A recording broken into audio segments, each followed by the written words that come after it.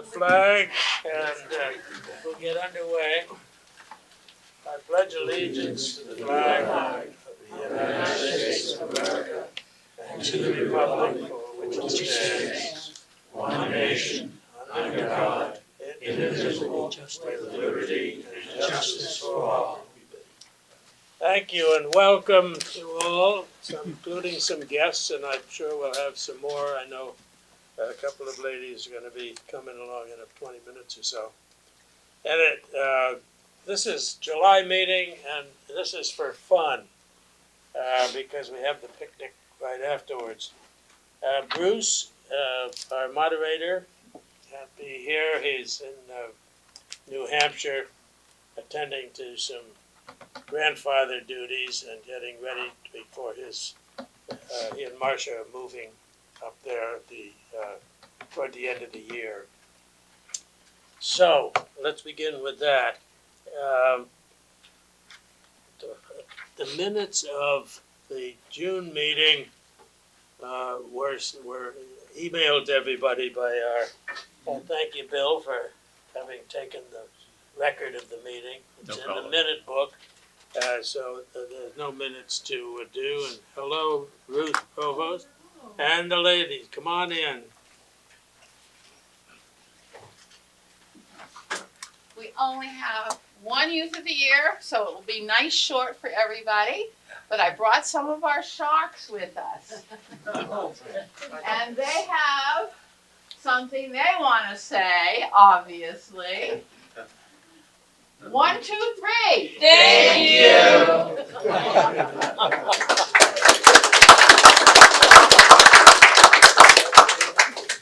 These are our oldest campers. They're grades 7, 8, and 9. And they are on site today. Mm-hmm. What are you guys doing today? Hot sauce. Oh, hot sauce challenge. I would not want to be there. But I interrupted them getting their snack, their morning snack. Oh dear. So in order to facilitate everything, we are going to keep Daisy, who is one of our youth of the years, and she will talk with you. And I am going to send these guys back for their snacks and their hot sauce. Absolutely. All right. So you all have the folder for the thank you letters. Stick them back in. Stick them in the front desk. JJ is one of our counselors, and he will walk them back. Good. Thanks for coming by. You guys did a fabulous job. Thank you.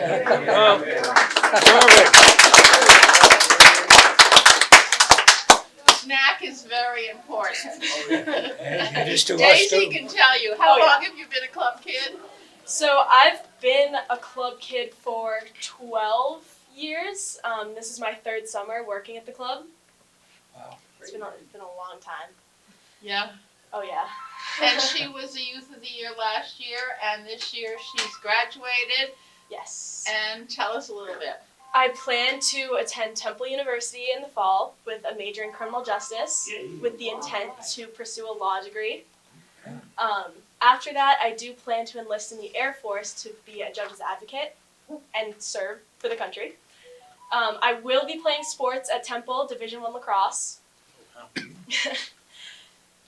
Yeah, it's been a journey.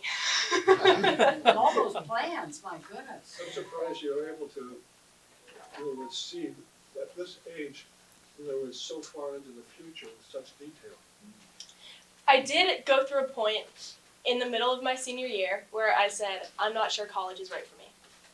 So I met with a recruiter for the Air Force. I did the ASVAB, I did everything, and I was about 3 seconds away from enlisting when he told me that to pursue the career path that I wanted to go, I had to go in with a law degree. If he had never said that, then I might not be able to have this conversation with you guys because I would be in basic training right now. So, yeah. It's something that I wanted to do for quite some time, but I definitely feel like education is the right way for me to go right now before I made that commitment. I'm so proud of her. Tell us how the Boys and Girls Club helped you get here. Oh, the Boys and Girls Club has done so much for me. Personally, it was a home away from home. I was never really comfortable at home, and going to the club, it always provided me a sense of safety and security. And just all the staff throughout the years. George, he is one of my bosses now. We're both in the Stingrays. He's just been like family I don't have. He's just always been there for me. He's always listened to me, helped me with things, always heard what I have to say no matter what it is. But just the relationship that I've built with all of the staff over time and just lifelong friendships so far. I haven't lived my whole life. So far, For sure. I know last year I was sitting in my anatomy class and I was with some girls who used to go to Boys and Girls Club but don't anymore, and they were talking about all the great times that they had when they went to the club. And it just reminded me of every reason why I'm still involved with it. And from being a member to working there and seeing the way that my kids are now growing up, it just reminds me of every reason why. I love seeing my kids every day. And you notice she calls them my kids. And it makes me think about, is that the way that my counselors thought of me? Oh, nice. And I love to be able to give that back to the kids. And we do. Very cool. Any questions? Where's the school you're going to go to? Temple is in Philadelphia. What high school did you go to? Mashpee High School. Got a question for you. Since you're going to Temple, do they have a ROTC program there? They do, but it's Army, not Air Force, and I can't join the Army ROTC and then transfer to the Air Force. I have to pick one or the other. So unfortunately, I can't do ROTC. Got you. Excuse me, can I just say something? I need the helpers out. Just a comment, listening to you is, I know it's an inspiration to all of us in the room. And it makes the prospect of helping the organization. I'm a new member, okay, and I'm very excited about helping your organization in any way we can. And you're an inspiration, and you're heading into the service, so I'd also like to thank you in advance for your service to the country. Thank you. And I'm sitting next to Stu Green, who's a member, and he was in the Air Force for how long? 34 years. He served in the Air Force for 34 years. Wow. And reaped many benefits. May have your ups and downs. That's Believe me. After 20 years plus, and you'll be thanking what I'm telling you. I'm telling you. All the benefits and everything else involved. We're so proud of each and every one of our kids, but Daisy and Cameron and Jazzy really are the kind of kids we really appreciate as we spend so many years with them, watch them grow from little kids to incredible young adults. All three of our Youth of the Year finalists are working for us now as staff, and it really does our heart good to watch that progression from a kid running around screaming and yelling to becoming the camp counselor running around screaming and yelling. Don't stop screaming and yelling.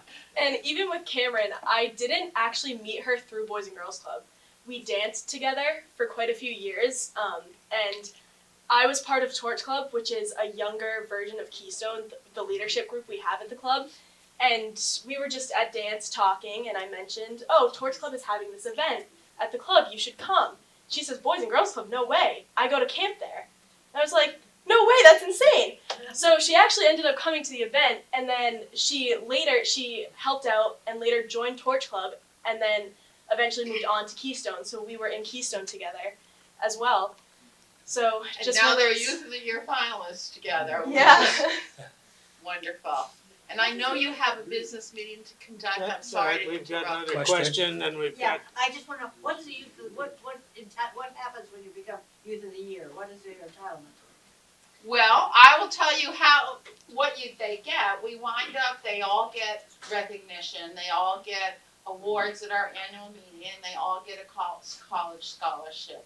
The Youth of the Year finalist gets $1,500, the Youth of the Year runner-up gets $1,000. This is Daisy's second year, so she's getting $1,500 to start off, and it goes to them as they matriculate at their school, so they can use that money for books, and startup expenses instead of having to wait a semester, because that transition in, for a lot of our kids, it's tough for them to even raise the money to buy the books. And while you think, well, if they don't have to buy books, everything's online now, the reality is they still do have to buy some books and some supplies. So this money that you help raise makes such a difference as they start their college careers. And we give it if they're going to a trade school or a college school, because we really feel that all of that post-secondary education experience is vital for their future success as adults. So we can't even thank you enough for the work that you do collecting the money for the college scholarships. It makes such a difference. And anything that we don't use for college scholarships gets plowed right back into the teen program, which is pretty amazing. We run job skills. You know more than I. We run the character and leadership. That's a bulk of what we do. We do a lot of events for the teens. We try to do a lot of community outreach for the teens to get teens from other towns. And Keystone does a lot of that. She's being modest. Keystone plans, the Friday nights we can have up to 80 teens, 80 or more at the club for Friday. There's always a dance every month, and there's an event every Friday from Iron Chef cooking contests, which are hugely We do complicated. the hot sauce challenge, which all the teens love. Basketball 3-on-3. So Dodgeball tournaments. Yeah, they plan and run it. The teens themselves plan and run these events. The adults are there to give advice and oversee it, but we really want our teens to learn how to do stuff on their own, and that's exactly what they do. And they do us proud every single week. What's the hot sauce challenge? Are there boys and girls clubs in every town? No, we are the only Boys and Girls Club on Cape Cod, and we have the charter. So we serve, really because of geography and transportation, Mashpee is our biggest service unit, Falmouth, and then Sandwich, and then Bourne and Barnstable. So we serve basically the 4 Upper Cape towns in Barnstable. We do get, for summer camp, we will get kids from the Lower Cape occasionally, because we're on the route to 495, and if parents work on the 495 corridor, they'll drop the kids at the club at 7:30 and pick them up at 6 when they come home. So, we do serve a broader range of kids during the summer, but during the winter, it really is the 4 Upper Cape and Barnstable. And we are in the process, as I cued everybody in the very quiet phase of building a teen center on our site here next door. Which is really exciting. Yeah. Very exciting. The teens have helped us design what is going to go in it. They spent how long, Daisy? Oh, we spent it must have been I know personally, I did probably about 20 hours of work a week on that project for however many months we did it over. I think we started late October, and our final presentation was in January or February. And they made an incredibly professional presentation to the board of directors as to what they felt a new teen center should encompass, what should go into it. It was PowerPoints and handouts. It was pretty amazing. And they researched teen centers all over the place to see what other teens had in their teen centers. We were blown away by the professionalism of this presentation, and they worked hard, and it really showed.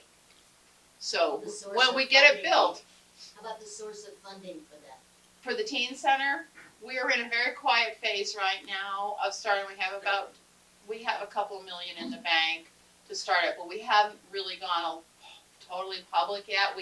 We are in the process now of getting the land surveyed, so we can figure out what the final design is going to be, what the building's going to look like, what that land will hold. In terms of, we're so excited though. This is our second stab at trying to build a teen center, and the Great Recession hit the last time. So we got our fingers crossed things go well, because these kids deserve a place of their own. Ruth, you said the other towns, kids come here. Do the other towns like Barnstable, do they help at all financially support We get grants, we're funded through grants and private donations, so we're not funded through the government at all. We get a small youth at risk grant from the Massachusetts Youth at Risk line item, but that's it. My budget just went over $1 million. Wow. This year, and the grant that we get from the state's about 54,000. So you can see our state funding is kind of limited. But we write grants, we do special events. Everybody, contributes, and my grants come from places like the United Way and Cape Cod Foundation and the LaRusso Foundation, the Bill Zickian Foundation. Local foundations are very, very generous in terms of support, and we can't thank them enough either. But then, to raise $1 million on Cape Cod when there's no big businesses really, it's a challenge, but we rise to it. And if anybody would like to come over and help us raise money at any time, we would totally appreciate it. Okay, anything, Let you get back to your meeting. sometimes there were certificates we could give, but I don't know where they are now. I don't was the either. one- Kathy is out. Oh, I see. Okay. And I have grandsons staying with me. I just got rid of 10 house guests. And my grandsons are at camp, so I'm a little foggy. Well, they'll be, but I've got some stuff for you anyway. Secondly, I was on the committee that selected the Youth of the Year, etc. It was a very, very interesting job one night in the spring. And if the other two, I can assure you, are just as worthy as Daisy with their plans, what they've done, and what the Teen Center means, what the Boys and Girls Club means to them. And I would like to thank all of the fellas here in our club who spent time at the two stores during May and June to raise, we underwrite the 3 scholarships, and fortunately we're able to go well beyond the amount necessary for that, which is $3,500. So I have a check today, Ruth, for the Boys and Girls Club from the Mashpee Men's Club for $9,332.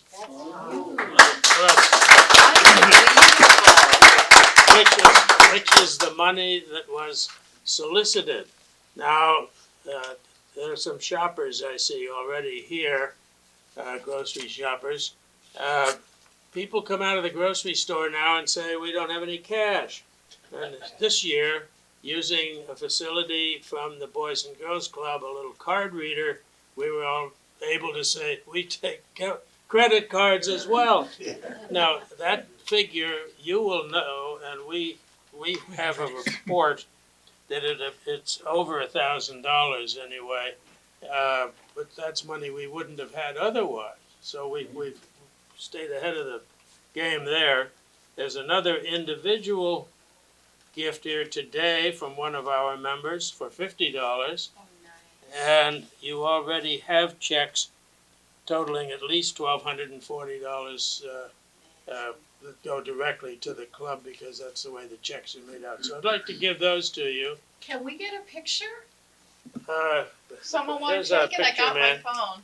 Yeah. Oh yeah, good. With Daisy taking the checks, that's appropriate. Well. She will give it back. Okay. Well, let me get out of the way. I'll get out of the way. Hi. Hi. And one more. Okay. Look at me. Here we go. Okay. Perfect. Good. Okay. Thank you. Stay just There like you that. are. There are 48 3-hour sessions that members of this club participate in covering with 10 to 1 and 1 to 4 Saturdays in May and June. And that's a big commitment of time and energy for us old folks. And I just wanted to say thank you about that. I want to say totally thank you too appreciate for Heidi McLaughlin, the director here, who lets us use a couple of bridge tables and a couple of folding chairs for each of the doors. You know, at the Stop and Shop, there are 2 doors. So you gotta have the people at the right-hand door primed, because people will come in and say, they'll see you on the way out, and then they go out the other door. It's clearly a science and they mastered it. Yeah, whether it's a science or just brute force, I don't know, but that's it, and thank you for coming. Oh, thank you Thanks so to- much. thanks to Daisy your actually two has a companions. field trip I'm taking her to now. Her unit is where at the beach? John's Pond. John's Pond. Good. So that's where we're going next. Thank you all so much. Thank you. Have a good one. Okay, well then we'll move to the short business meeting before we get ready to have a lot of food. The treasurer's report. Sure. Would you like to? Sure, I'm going to make a brief oral report because, like everybody else, I was babysitting in Maine this week and haven't had time to totally catch up. But the way the Treasury looks right now, we had $10,409 in the bank. We added another $155 because we brought back an $80 change fund that we had for the collections and the $75 in dues to give us a total of $10,564.22. We just gave out the check of $9,332 to the Boys and Girls Club, whittling our treasury down to $1,232.22. I just gave somebody a check of $269.51 to pay for the food that we're going to consume, and we raised another $175 today in our dues, leaving us with an adjusted balance of $1,137.71. Any questions? I will follow up with a written report once I get my feedback on the ground. That'll be fine, but we have a motion to approve the treasurer's report. So moved. All in favor, please say aye. Aye. Any opposition? Carried. I should say, while I was giving thanks, the man who supervised the whole fundraising effort for the Boys and Girls Club was Russ Maloney, who of course is now outside managing the preparation of all the food, having gone to B&J's yesterday and purchased it all with the club's money, of course. But there he is. Next, July is the month that dues are payable. 16 members have paid their dues so far. We have 67 or so on the membership list, and they'll get a nasty letter if they're not paid by July 31st. So please take notice and send in a check for $25 payable to the Mashpee Men's Club if you still owe your dues for next year. There are, well, it'll be in the newsletter again, but it's already been there. There are 3 or 4 members who joined after March 1st who don't owe dues at this time. They will a year hence. Program. Bill? Okay. So there are 5 things that I wanted to mention today. The first is that on June 23rd, 4 members went to the Joint Base Cape Cod and we went on a tour there. It was actually very informative. We went on a bus and we had 4 different stops there. There was mention that it was going to be kind of intensive as far as walking and standing, and I think it was actually minimal in that department. Really all you need to do is be able to get onto a bus and get off of a bus, and there's another 4 times this summer when they have a public tour at Joint Base Cape Cod. So if you're still interested in attending one of those tours, talk to me afterwards. I can give you the information on doing that. It was very informative. I would do it again. So just an FYI on that. As far as speakers go, we're set for speakers for the rest of the year. On field trips, we're pretty much set. We're planning out the final details on most of the field trips. Next month, we were gonna go to the Bourne Historical Society and see a display put on by the Cape Cod Military Museum. Unfortunately, that didn't work out. They weren't able to get the time. So we need to make an adjustment on that. So I wanted to ask for a show of hands on 3 different possibilities next month. So the first would be going to the Eptuxet Trading Post up on the canal in Bourne. That's a whole $5 admission to go there. The next thing we could do would be to take the luncheon train for the Cape Cod Railroad, and that would run probably around $85 for that. And then the third possibility would be going to New Bedford to the Whaling Museum, and that's $23 admission. So think about those for a second. Who would like to go to Bourne to the Trading Post? Anybody have a hankering to do that? That doesn't look like it's high on the list. How about the luncheon train for the Cape Cod Railroad? So we have 1, 2, 3. Okay. Would wives be involved? I'm sorry? Would wives be involved in that? Yes. Well, we'd have to vote it, but I don't see why not. And then the Whaling Museum would be the final trip. Anybody interested in going to New Bedford? Okay. Oh, one person. Okay. Alrighty. So it looks like we'll look into the choo-choo train for next month. Okay, that sounds good.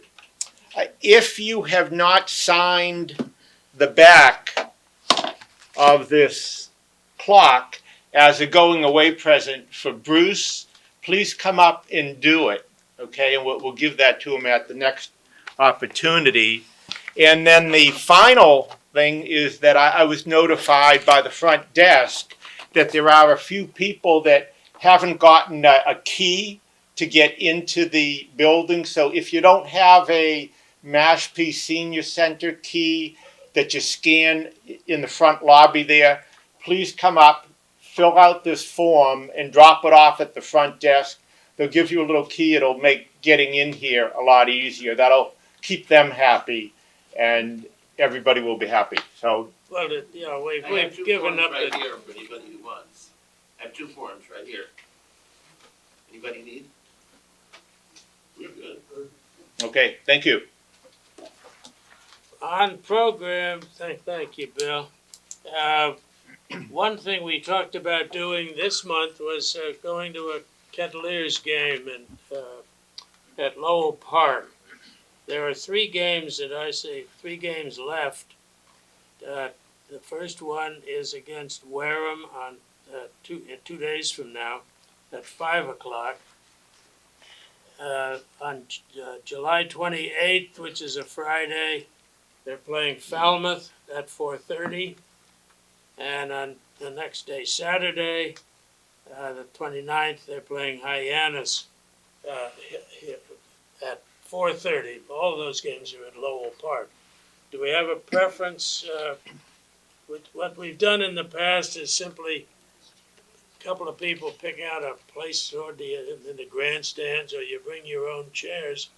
But it just can be, you can sit together or nearby or whatever. It's just an outing, and it's kind of fun. And if the weather's good, it's a lovely afternoon to watch a baseball game.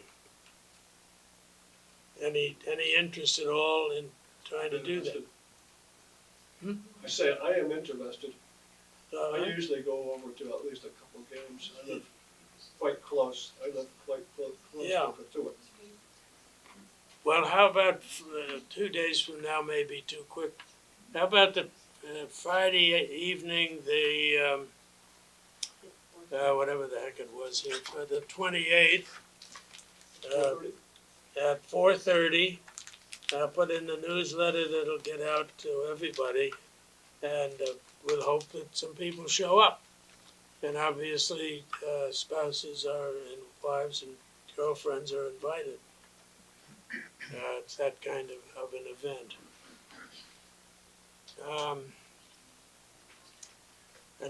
The last item I have about that program is golf. Our good member Chuck Gassier used to make an arrangement for golf at Holly Ridge on Monday mornings, which is senior day.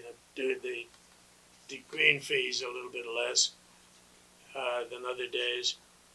And we at one time started off having about three foursomes. Well, we were down to 3 people for the last 2 years, and now Chuck has moved to Providence. So Tony Bazzuta and I are the only ones who have played on a Monday morning.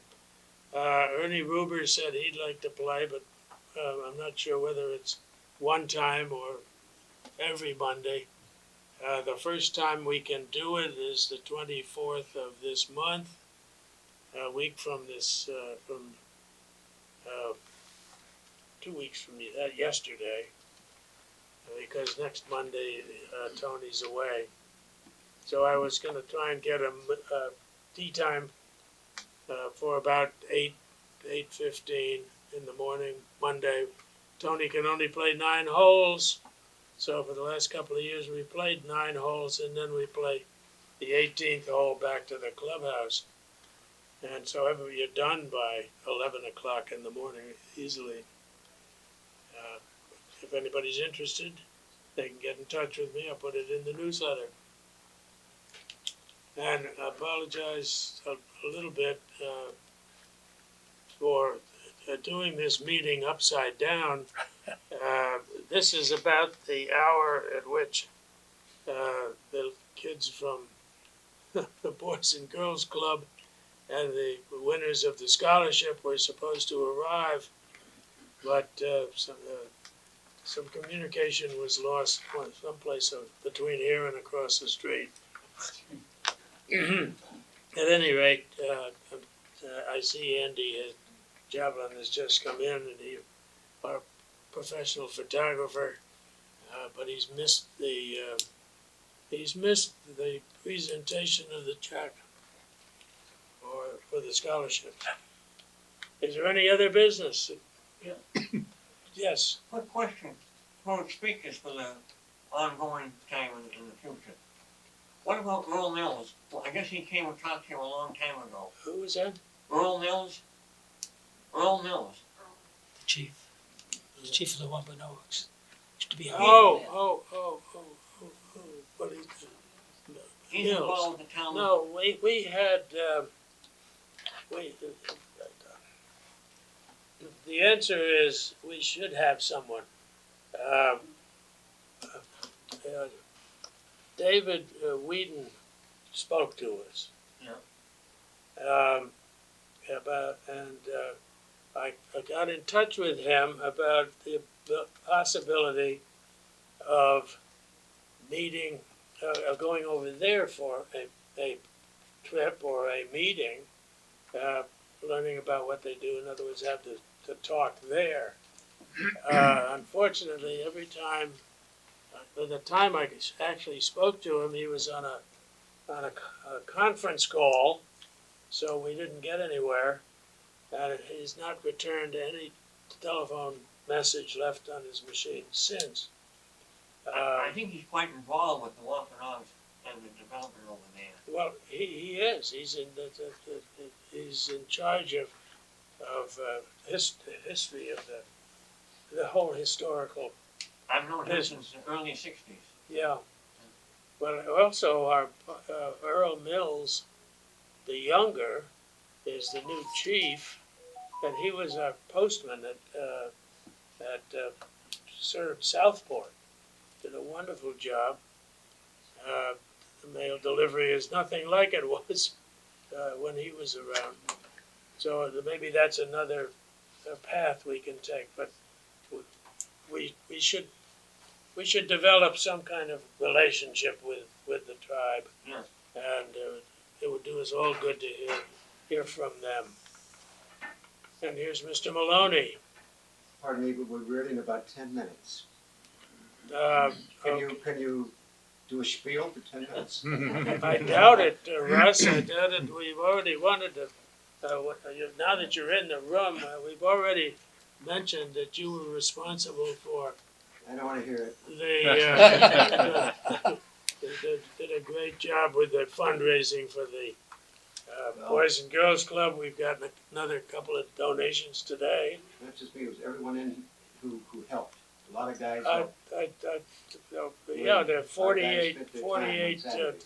time slots that had to be filled, and you managed to fill them one way or another. And now you're in charge of all this cooking and our whole barbecue. I'm So- retiring. Can I leave now? Thank you. Thank you. Yeah, we'll be out. Unless there's some other comment, question, or whatever, we might as well call the meeting adjourned if we have a motion to adjourn. So move. Second, Second. everybody would have a rising motion to adjourn. Rising. Thank you very much.